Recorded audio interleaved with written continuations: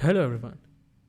I've been a machine learning engineer for quite a while now, but one of the concepts that I've never really implemented from scratch or using first principles is transformers. And due to that, I can not say that I fully grasp transformers, the entire working of the architecture.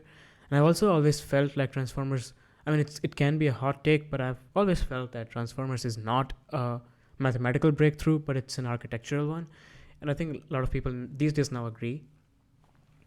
But yeah, usually coming from CV research, I used to follow every uh, SOTA research and conferences and things like that. But since all of these research papers are now based on transformers, I always felt like I wouldn't completely grasp the papers if I read it.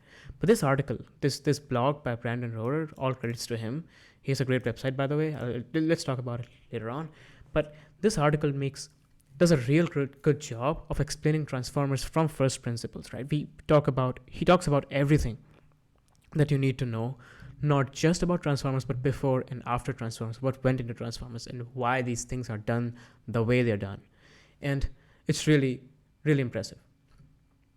I have seen a lot of different videos, paper explanations, and blogs on transformers, but nothing comes close to this. It's the best. Now, of course, it is based on, or probably it has taken some stuff from transformers visualized and the other popular transformer explanations, but this is one of the best that you'll ever come across. So yeah, basically what makes it great is that it starts off with why transformers were invented and what did we do before that. What is one-hot encoding, and it's everything from scratch, from first principles. The basic concepts have been explained, and then we build upon that and reach to attention, then talk about multi-head attention, and everything is just the context, the intuition of everything is built up throughout the article. So it is an article that you don't want to sit in one reading. Sorry, what am I saying?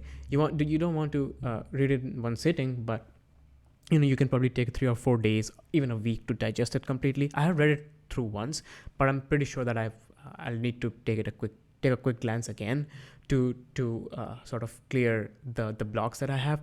But I'll just give you an example. We talk about one-hot encoding very simply, and then we vectorize that, and all of the operations are done in a similar way. And another thing is that let me just track down a little bit.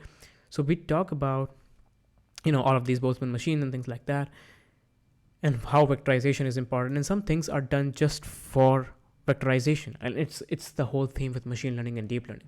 A lot of operations are the way they are just because we want to make sure that we can exploit the GPU, so we can just calculate those values using matrix multiplications, right?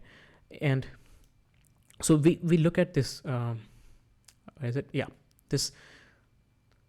this model of the transformer, and then he talks about the specific parts. Like, for example, here we talk about the feed forward, and then we sort of zoom in on that and talk about what's happening inside each and every part. So for example, here we have like positional encoding, so we talk about that. So here is the positional encoding, right?